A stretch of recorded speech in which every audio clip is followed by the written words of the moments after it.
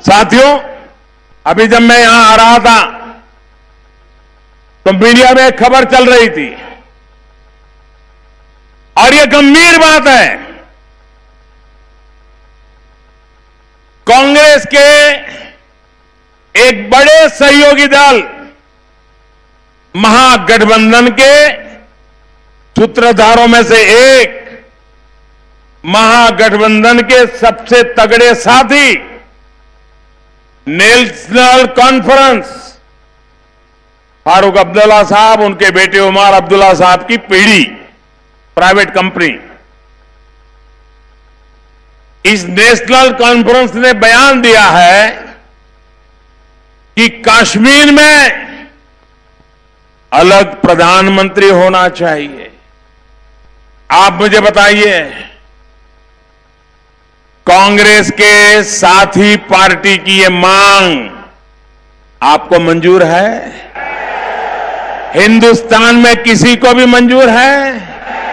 वो कहते हैं हम घड़ी की सुई पीछे ले जाएंगे और 1953 के पहले की स्थिति पैदा करेंगे और हिंदुस्तान में 2 प्रधानमंत्री होंगे, कश्मीर का प्रधानमंत्री अलग होगा। मैं जरा जानना चाहता हूं, जवाब कांग्रेस को देना पड़ेगा, महागठबंधन के सभी पार्टनरों को जवाब देना पड़ेगा, इस चुनाव में उनको जवाब देना पड़ेगा। क्या कारण है कि उनका साथी दल इस प्रकार की बात बोलने की हिम्मत कर रहा है? कुछ दिन पहले उनके एक पार्लियामेंट के उम्मीदवार ने ऐसी बदतमीजी की थी, भारत को गाली देने की खुली घोषणा की थी, लेकिन कांग्रेस पार्टी और नेशनल कॉन्फ्रेंस इस विषय में चुप बैठे हैं और दिल्ली में मीडिया भी एक दिन के बाद विषय को भूल गया। आज उन्होंने दूसरी हरकत की है। उन्होंने कहा है कश्मीर का अलग प्रधानमंत्री होगा। मैं इन महागठबंधन के सभी साथियों को पूछना चाहता हूं, बंगाल की दीदी बहुत चिल्लाती हैं आप, जरा जवाब दीजिए। ये नेशनल कॉन्फ्रेंस आपके साथी हैं, क्या ये नेशनल कॉन्फ्रेंस की दूसरे प्रधानमंत्री की मांग, इससे आप सहमत है कि नहीं है? देश की जनता को जवाब दीजिए। यहां पड़ोस में आंध्र प्रदेश में यूटन बाबू बैठे हैं। ये यूटन बाबू अभी 2 दिन पहले वो बड़ा स्पेशल गमछा लगा करके फारूक अब्दुल्ला के साथ जुलूस निकाल रहे थे। जरा यूटन बाबू बताइए, और आंध्र की जनता भी चौंक जाइए, चेत जाइए।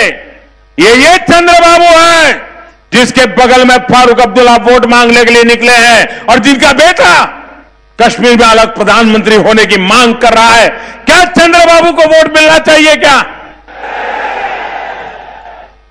मैं पूछना चाहता हूं श्रीमान शरद पवार जी को,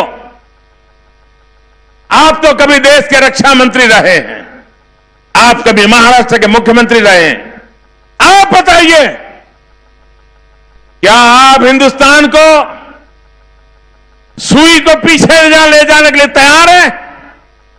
1953 के पहले उसी तरह आप कश्मीर में प्रधानमंत्री बनाने के लिए आपके इन साथी दलों के रवैये से सहमत है क्या? साफ कीजिए।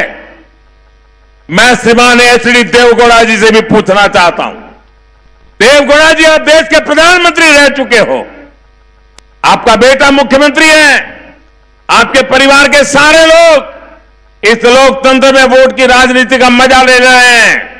जरा जवाब दीजिए देवगौड़ा जी, आप पूर्व प्रधानमंत्री हैं, आपका साथी दल नेशनल कॉन्फ्रेंस डंके की चोट पर यह कहने की हिम्मत करता है कि कश्मीर में अलग प्रधानमंत्री होना चाहिए।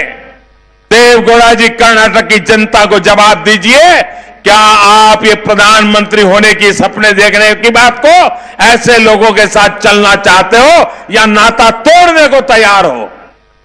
देश को बांटने की इसी मानसिकता ने भारत का बहुत बड़ा नुकसान किया है।